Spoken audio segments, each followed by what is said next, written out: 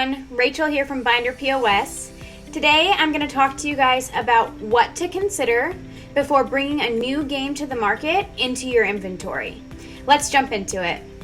The first thing to consider when deciding whether or not to stock a new game to the market are the goals of the publisher.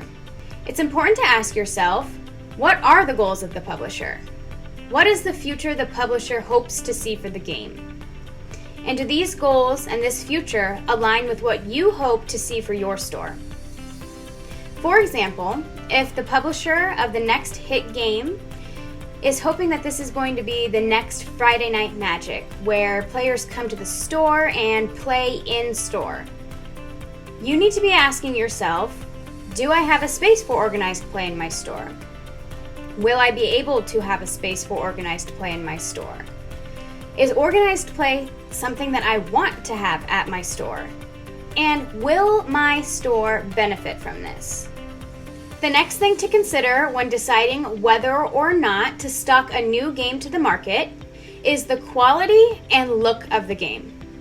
So first, is a TCG player going to be able to pick up this game and learn how to play it? Are there easy to follow instructions? Is it fun to play?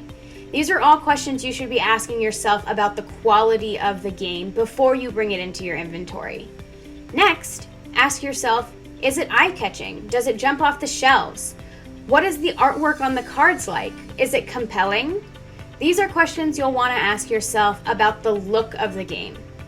Another thing to consider before deciding whether or not to stock a new game is the buzz it already has in the community. Store owners should ask themselves, have I heard of this game? Have any of my customers mentioned this game? Do my customers seem excited to play this game? You can also reach out to other retailers in the community and ask what their plans are for stocking this game.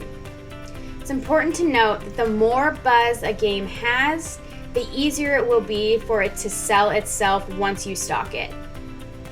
If you're having trouble trying to understand what the community's feel on this new game is, you can take to social media sites like Reddit, groups on Facebook, and Twitter to get a better idea of the level of excitement of this new game.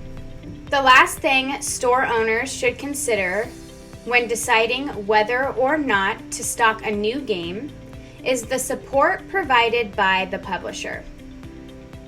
Support from the publisher can come in many different shapes and sizes, but two of the most important things store owners should look for are support with organized play and support with advertising. Flesh and Blood does a great job of providing support in these areas, so I want to show you areas on their website where this is showcased. As you can see here, they have an entire tab on their website dedicated to giving advertising and marketing assets to retailers that carry their product. This means that you do not have to create marketing materials for these games. You can actually pull them right off their website and boom, you have something to advertise all the Flesh and Blood products that you have in stock.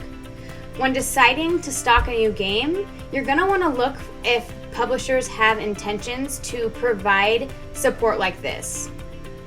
Next, here we are on the Organized Play event locator. This is where their support with organized play comes in. So any store that is hosting an organized play event can get listed right here on this Flesh and Blood website, and any customer that wants to find a store or an area to play can come on here, type in their zip code, and find the closest local game store to them.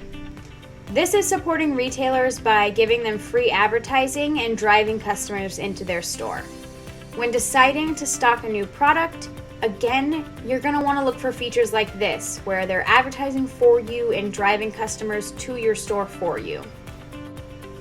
Now, there are other things that store owners should consider before bringing a new game into their inventory, like price and profit margin, but I hope that these 4 items gave you a good place to start. And if you guys are looking for more marketing tips or marketing advice, make sure that you check out the link below for our ultimate marketing guide for local game stores. And as always, make sure you tune into our video next week.